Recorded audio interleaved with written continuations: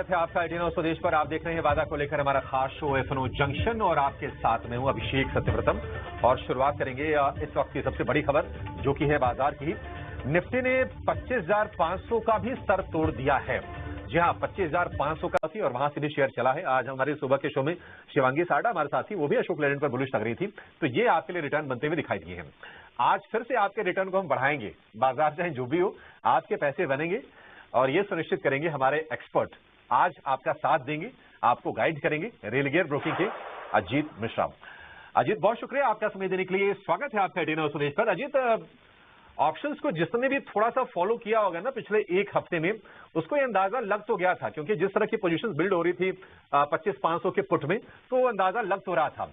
हमने 25,500 ब्रीच कर दिया, आज आगे 25,500 के नीचे के लेवल। आप जरा ये बताइए कि 6 दिन की गिरावट तो हो गई है, क्या आपको फर्दर पेन दिख रहा है? जीत, क्या सलाह देंगे आप, कैसे गाइड करेंगे इंडेक्स में?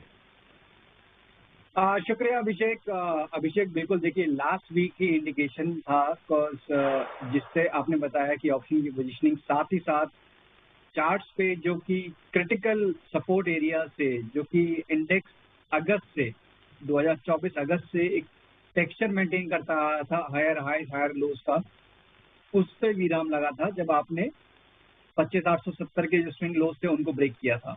तो वहीं से कंफर्मेशन आ गया था कि जो एक बाय ऑन डिप्स की मार्केट है वो अब रिवर्स होकर सेल ऑन राइज की मार्केट बन गई है, और वो जब तक 26,000 को हम ब्रेक नहीं करते हैं तब तक ये ट्रेंड कंटिन्यू रहेगा। अब नीचे कहाँ तक कंटिन्यू रह सकता है? तो नीचे देखिए, यहीं पर अगर मैं कहूँ एक इंट्राडे के पर्सपेक्टिव से 450 के पास एक मार्जिनल सपोर्ट है, वो ब्रेक हुआ तो फिर 300, और फिर जो लॉन्ग टर्म एवरेज है आपकी 200 दिन की, क्योंकि आप 100 डेज की भी आज नीचे स्लिप कर चुके हैं, जो कि 25,615 के पास था, तो जो मेजर एवरेज आती है वो करीब 25,130 के पास आती है। तो नो डाउट काफी ज्यादा डिक्लाइन ऑलरेडी 6 दिनों में झेल चुके हैं। ओवरसोल्ड पोजीशन है, कल एक्सपायरी है, आज टीसीएस के नंबर आएंगे पोस्ट मार्केट, तो उसका रिएक्शन होगा। तो ये सारे फैक्टर्स डिक्टेट करेंगे कि क्या हम 450 को भी डिफेंड कर पाते हैं या नहीं, और मार्केट में कोई रिबाउंड आता है। बट अभी के लिए कोई ऐसा स्ट्रॉन्ग रिकवरी के इंडिकेशन नहीं है। मेरे हिसाब से मार्केट आपको कंसोलिडेट करता है ही नजर आएगा, अगर रिकवरी भी आती है तो थोड़ा सा स्टॉक स्पेसिफिक रहिए, क्योंकि अर्निंग के बाद, शुरुआत के बाद वॉलिटिलिटी मार्केट बनी रहेगी और नीचे पे रिस्क अभी भी खुला हुआ है। रिस्क खुला है और एक एक करके जितने भी क्रूशियल डीएमए थे उनको ब्रेक किया है निफ्टी ने। और हम देखते हैं कि 25,500 के भी नीचे जाके निफ्टी कारोबार कर रहा है। और जो आप 200 डीएमए देखेंगे वो है 25,051 का। तो अगर मान लीजिए कि वहां तक अगर बाजार गया तो फिर से और डिटरेशन यहां से होगा। और जैसा कि अजीत आप कह रहे हैं कि वो खुला हुआ है, अब तो ले देखिए वही बचा है, 200 डीएमए बचा है। देखते हैं कि वो बाजार बचा पाता नहीं बचा पाता है।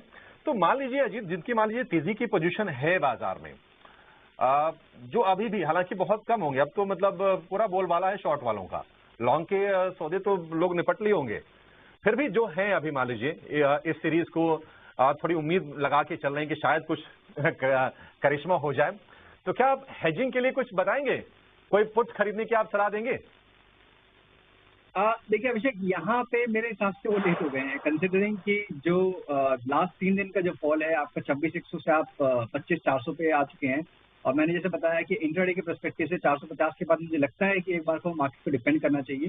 तो एक रिबाउंड अगर आता है 700 750 के पास, वहां पे एक शॉर्टिंग अपॉर्चुनिटी दोबारा से मार्केट शायद आपको ऑफर करे, not at the current level. और साथ ही साथ एक इंपॉर्टेंट फैक्टर ये रहेगा कि बैंकिंग इंडेक्स ने अपना प्रीवियस स्विंग लो अभी तक ब्रेक नहीं किया है, 58,700। तो उनके लिए ये होप है कि अगर बैंकिंग उस चीज को मैनेज कर पाता है, HDFC ऑलरेडी ओवरसोल्ड में है, रिलायंस ऑलरेडी ओवरसोल्ड में है, ITC ओवरसोल्ड में है, अर्निंग का कहीं पे भी थोड़ा सपोर्ट आ गया तो एक अच्छी रिकवरी की पॉसिबिलिटी बनेगी। तो अभी तक वो पूरी तरीके से गेम से बाहर नहीं हुए, बट यस, क्योंकि मार्केट का ट्रेंड नेगेटिव है, हमें उसके हिसाब से अलाइन करना है। नहीं, बिल्कुल सही बात है जी। कंप्लीटली एग्री विथ यू कि अगर मान लीजिए अर्निंग का सपोर्ट आ गया, फिर तो लोग खुश हो जाएंगे ना कि ये तो कुशन मिल गया हमें 800 पॉइंट का निफ्टी में और 1,500 पॉइंट का निफ्टी बैंक में। लेकिन अगर वो नहीं होता है तो फिर मतलब मामला यहां से थोड़ा और खराब होगा।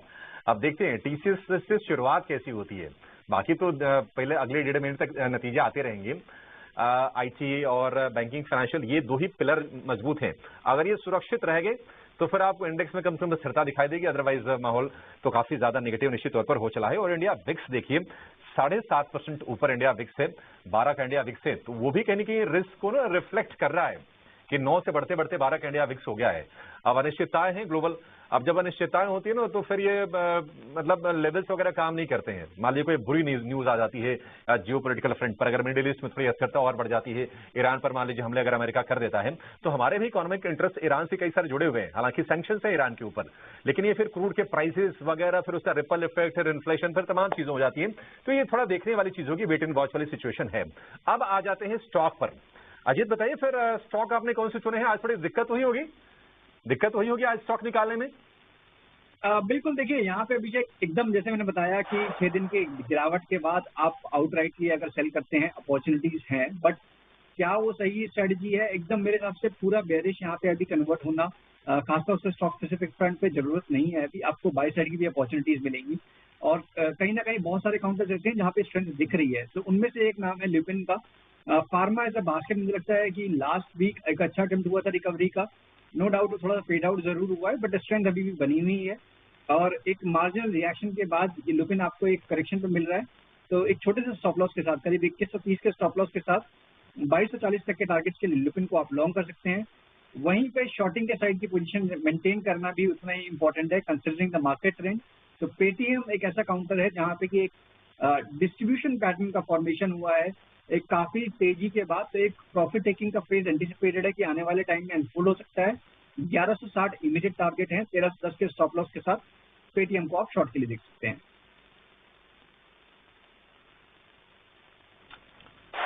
ठीक है, ल्यूपिन को खरीदना है, पेटीएम को बेचना है और एक लॉन्ग एक शॉर्ट दोनों साइड की स्ट्रेटजी आप लेके चलिए। ये वैसे वाइज डिसीजन है, क्योंकि कई बार क्या होता है ना कि बाजार में ना आपका इंटेंट सिर्फ पैसा बनाना नहीं होता है। बाजार में कई बार ना आप चाहते हैं कि नहीं मेरी पोजीशनिंग वैसी हो कि थोड़ी हेजिंग की भी अपॉर्चुनिटी मिलते रहे और चीजें बैलेंस में रहें। 197 कम्युनिकेशंस यानी कि पेटीएम 1160 के टारगेट, काफी शार्प फॉल देख रहे हैं यहां से भी अजीत। ऑलरेडी हम देख रहे हैं कि शेयर करीब 3% नीचे आपको कारोबार करते हुआ दिखाई देगा। ये निकला था 1300 रुपए, 1400 रुपए के भी ऊपर पेटीएम का शेयर निकला था। वहां से हम देख रहे हैं कि लगातार फॉल पेटीएम में आ रहा है। आप 1160 रुपए के टारगेट और ल्यूपिन में बाई करने की सलाह। तो जो डिफेंसिव है, कंजम्पशन हो गया, फार्मा हो गया, वहां पर थोड़ी सी आपको पोजीशन शिफ्ट करने की सलाह दी जा रही है। अब एक काम करते हैं, देखते हैं कि आज वायदा में ना कहां पर पोजीशन बन रही है, कहां पर आज तेजी हो रही है। जरा उन शेयरों को सामने लेकर आते हैं। और आज अब देखिए वायदा में जहां पर बाइंग है कोल इंडिया को लेकर खबर क्या है कि इनकी जो सब्सिडरी कंपनी है बीसीसीएल, उसके आईपीओ को बड़ा गजब का रिस्पांस मिला है। अभी अपना 10% स्टेक ऑफलोड कर रहे हैं, तो निश्चित तौर पर फायदा तो नहीं को होगा जो होने वाला है। तो कोल इंडिया चल रहा है। एनएससी के आईपीओ की खबर है कि आईपीओ को शायद इसी महीने मंजूरी मिल जाए और मार्केट रेगुलेटर सेबी ने कहा है कि एडवांस स्टेज में है उनके एनएससी की प्रक्रिया। तो इसके चलते बीएसई चल रहा है। मणप्पुरम फाइनेंस के लिए ट्रिगर ये है कि गोल्ड के प्राइसेस भाग रहे हैं, नए रिकॉर्ड ऊंचाई पर पहुंचे। अंतर्राष्ट्रीय बाजार में $4600 के ऊपर निकल गए हैं गोल्ड के प्राइसेस, ये चल रहा है।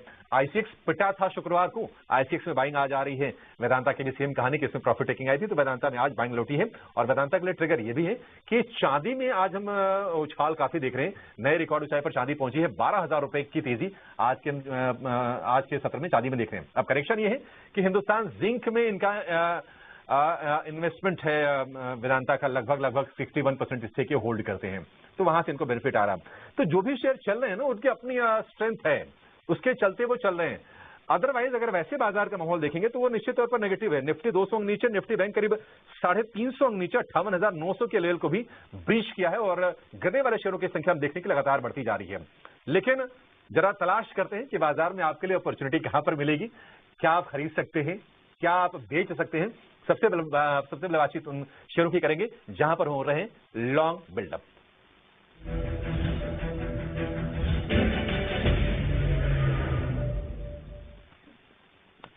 तो आज आप देखेंगे कि जहां पर फ्रेश बाइंग है, बीएसई में तेजी है लगभग 2% के आसपास की। हालांकि इंट्राडे में ये जो शेयर था 4% ऊपर चला गया था। ओपन इंटरेस्ट एडिशन लगभग 2% के आसपास का इसमें दिखाई दे रहा है। मणप्पुरम फाइनेंस में ओआई एडिशन लगभग 1.5% के आसपास का है। एमसीएक्स चल रहा है और टॉरेंट पावर M6 में ज्यादा एक्शन है नहीं, हालांकि 2200 चला था पिछले दिनों, टॉरेंट पावर में थोड़ी बाइंग आ रही है। BSE मणप्पुरम, अजीत जी कहीं आपकी नजर कोई शेयर जो आपको लगता हो कि ये लेना चाहिए, अभी बाइंग कर सकते हैं यहाँ से? डेफिनेटली BSE मेरा रडार पे है अभिषेक, कंसिडरिंग कि जहाँ पे कि हम देख रहे हैं कि मार्केट में कैपिटल आपके मार्केट वाले stock platform stock across the board जहाँ पे करेक्शन रहा है, BSE ने काफी हद तक कंट्रोल्ड करेक्शन दिखाया है। मीन्स एक मार्जिनल रिट्रेसमेंट हुआ 3600 तक, और पिछले करीब 2 हफ्तों से एक 2600 से 2800 के एक बैंड में ये ट्रेड कर रहा है। तो 2800 को ब्रेक करने के बाद एक कंफर्मेशन आएगा कि दोबारा से एक नेक्स्ट लेग की तेजी शुरुआत हो सकती है, जो कि स्टॉक को नए रिकॉर्ड हाइस पे लेके जाए। तो यहाँ पे एक्यूमुलेशन के लिए पॉसिबिलिटी है, ज्यादा एग्रेसिव पोजीशन ना करें, कंसिडरिंग कि हम मार्केट के अगेंस्ट प्ले कर रहे हैं। 25 से 70 के स्टॉप लॉस के साथ BSE को आप एक्यूमुलेट कर सकते हैं 2700 से 2750 के बैंड में, 3000 से लेकर 3100 के नियतम टारगेट्स के लिए। ठीक है, BSE को लेकर ये व्यू। अजीत, थोड़ा सा एक आपसे गुजारिश है, हमारे डायरेक्टर साहब ने कहा है कि समय थोड़ा सा कम है ना, थोड़ा हम रैपिड फायर वाले अंदाज में करते हैं क्योंकि शेयर में काफी सारे हैं और आप भी बताना चाहेंगे। इरेडा पर व्यू दीजिए। इरेडा के नंबर अच्छा है, हालांकि स्टॉक पिटा हुआ है, आज थोड़ी बहुत बाइंग हो रही है। आपको लगता है कि चल जाएगा? पोजीशन तो बन रही है वैसे तेजी की। मुश्किल है अभिषेक, जब तक देखिए 145 के 150 के लेवल को क्रॉस नहीं कर सकते हैं, तब तक मेरे हिसाब से सेल ऑन राइज का जो उसमें टेक्सचर है वो बना रहेगा। तो अभी फ्रेश पोजीशन के लिए डेफिनेटली आपको इरेडा को अवॉइड करना चाहिए। ठीक है, इरेडा को अवॉइड करना चाहिए। जहां पर शॉर्ट कवरिंग हो रही है ना, आप देखेंगे कि कोल इंडिया में बाइंग आ रही है, हालांकि ऐसा कोई उसमें पोजीशन ज्यादा शॉर्ट की थी नहीं, जो भी थी अब वो उससे लोग निकल रहे हैं। स्ट्रेंथ फिर से आ रही है, 52 वीक हाइस के आसपास ही कोल इंडिया का शेयर। मुथूट फाइनेंस में शॉर्ट कवरिंग है, IEX में शॉर्ट कट रहे हैं, और HDFC लाइफ में भी हम देख रहे हैं कि थोड़ी बहुत शॉर्ट कवरिंग का मूव आ रहा है। इनमें से कोई शेयर जहां पर आपको लगता है कि पोटेंशियल एक लॉन्ग का ट्रेड हो सकता है? देखिए कोल इंडिया काफी अच्छा मूव ऑलरेडी कर चुका है। सबसे बड़ी बात है कि गेंस बनाए हुए हैं, तो यहाँ पे एक्यूमुलेशन की राय होगी कि 420 से लेकर 430 के बीच में आप एक्यूमुलेट करें। 415 जो इसका इमीडिएट लो है वही आपका स्टॉप लॉस रहेगा, और ग्रेजुअली करीब 460-65 तक के लेवल्स तक ये स्टॉक आपको दिखा सकता है। IEX और बाकी जितने भी कैंडिडेट्स हैं उन सब में बाउंड जरूर हो रहा है, बट अभी तक का एक कन्विक्शन वाला ट्रेड वहां पे अभी दिखाई नहीं दे रहा है। नहीं, ठीक है, बढ़िया है, मतलब जहां पर कन्विक्शन है वहां पर ट्रेड लीजिए। IEX को लेकर मैं भी कन्विंस नहीं हूं, देखते हैं आगे क्या होता है, क्योंकि IEX पर ना वो एक तलवार लटकी रहेगी कि जो एप्रिल में जो सुनवाई होनी है 19 तारीख को, उसमें क्या निकल के आएगा पता नहीं, तो थोड़ा छोड़ दीजिए इसको अभी आप। बाकी कोल इंडिया पर ये व्यू आपके लिए है अजीत जी की तरफ से।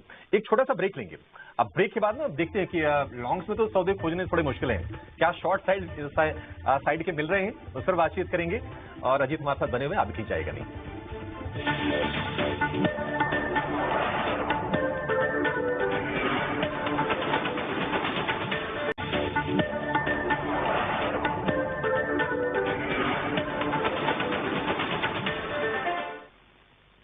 ब्रेक के बाद फिर से आपका स्वागत है FNO जंक्शन में। आज हम देख रहे हैं कि बाजार में फिर से पेन है और लगातार ये छठा सत्र है जब बाजार अब बेर से गिरफ्त में बुरी तरह से फंसा हुआ है।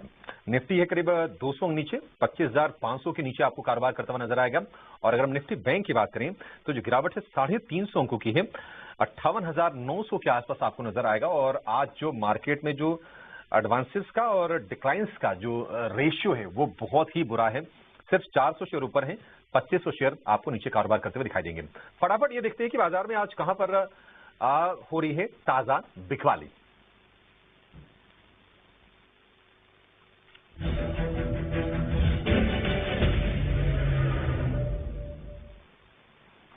तो अगर हम फ्रेश शॉर्ट की बात करें तो आप देखेंगे कि Hitachi power India, Hitachi energy, उसमें कमजोरी है करीब करीब 5% की। और अगर आप पिछले 3 सत्र देखेंगे तो लगातार इसमें सेल ऑफ आ रहा है, इस डर से कि कहीं सरकार चाइनीज कंपनीज के लिए पावर इंफ्रा में दरवाजे खोल ना दे। डिलीवरी 400 रुपए के नीचे, 400 रुपए के नीचे काफी हम देखते हैं कि कमजोरी बढ़ती हुई दिखाई देती है। और ओआई एडिशन भी ठीक ठाक है, डिलीवरी में 5% के नीचे आपको शेयर दिखाई देगा। BHEL की वही कहानी, आज हम देखेंगे कि 260 रुपए के नीचे। और लॉरस लैब में 5% गिरावट, भारी गिरावट। इनमें से तो ये डिलीवरी भी मुझे कमजोर लग रहा है अजीत जी, BHEL भी और कमजोर लग रहा है। आपकी राय, यहां से शॉर्ट करना थोड़ा रिस्की तो लग रहा है? बिल्कुल देखिए, यहाँ पे मैं BHA को डेफिनेटली रिकमेंड नहीं करूंगा, कंसिडरिंग कि ऑलरेडी काफी ज्यादा शार्प फॉल हमने देखा ही है। 305 से आप 260 के लेवल तक आ गए हैं आप, तो एक अच्छा करेक्शन ऑलरेडी झेल चुका है। इसका मतलब ये नहीं है कि बाई का कैंडिडेट बन गया, बट मेरे हिसाब से 255-50 के पास जाते आते तक शायद सेलर एग्जॉस्ट हो जाए और वहां पे स्टॉक आपको कंसोलिडेट करता हुआ नजर आए। इनमें डिलीवरी मुझे एक ऐसा कैंडिडेट लग रहा है कि जहां पे कि अभी तक एक ब्रेकआउट की उम्मीद थी, जो कि रिवर्स होकर एक ब्रेक डाउन बन गया है। तो यहाँ पे डेफिनेटली आप शॉर्टिंग पोजीशन ढूंढ सकते हैं। 394 एक स्टॉप लॉस रहेगा, जो कि प्रीवियस स्विंग का लो था, और नीचे के साइड पे करीब 370-365 तक के लेवल्स पॉसिबली यहाँ आपको देखने को मिल सकते हैं। डिलीवरी का अजीत वही मामला हुआ है जो कहते हैं ना कि बाजार कई बार चढ़ता है सीढ़ियों से आता है लिफ्ट से नीचे, तो डिलीवरी केस में वही हो गया है। अब जरा बात करते हैं उन शेयरों की जहां पर हम देखेंगे तेजी के सौदे कट रहे हैं। IIFL, bank of India, PG Electroplast, Indian hotels, ये कुछ शेयर्स हैं जहां पर हम देख रहे हैं कि लॉन्ग्स की अनवाइंडिंग हो रही है। इंडियन होटल वीक है, मतलब 1.25% नरम। एक छोटी राय आपसे चाहेंगे अजीत, इंडियन होटल क्या आपको और वीक लग रहा है यहाँ से? देखिए, यहाँ पे मेरे हिसाब से अभिषेक पिछले करीब ये साल भर हो गया कि एक करेक्टिव ट्रेंड में है। प्राइस वाइज मेरे हिसाब से अभी तक डैमेज ज्यादा नहीं हुआ है। आप सपोर्ट के पास हैं 675, मेरे हिसाब से एक काफी क्रिटिकल एरिया है। स्टॉक ऑलरेडी करेक्ट हो चुका है, यहाँ पे शॉर्टिंग की अपॉर्चुनिटी नहीं बनती है। कोई बाउंस में अगर आपको अपॉर्चुनिटी मिलती है या फिर एक ब्रेकडाउन आता है 675 के नीचे, तभी देखिए, अदरवाइज अवॉइड करिए। ठीक है, इंडियन होटल्स को लेकर ये भी हो गया। चलिए, शो को यहीं पर समाप्त करने का समय हो गया है। बाजार में कोई स्ट्रेंथ नहीं आ रही है, हल्की सी लोअर लेवल से हम देखने की सुधार है, अदरवाइज माहौल नेगेटिव ही आपको नजर आएगा। बहुत कम शेयर है निफ्टी में जहां पर आज आपको तेजी दिखाई देगी, 10-12 शेयर ही हैं। चलिए, शो में फिलहाल इतना ही। अजीत जी, बहुत शुक्रिया आपका समय देने के लिए और तमाम स्टॉक्स पर अपनी राय और अपने ट्रेडिंग कॉल्स हमसे साझा करने के लिए। छोटा सा ब्रेक के बाद आपका शो योर स्टॉक, अपने सवाल जरूर पूछिए। नमस्कार।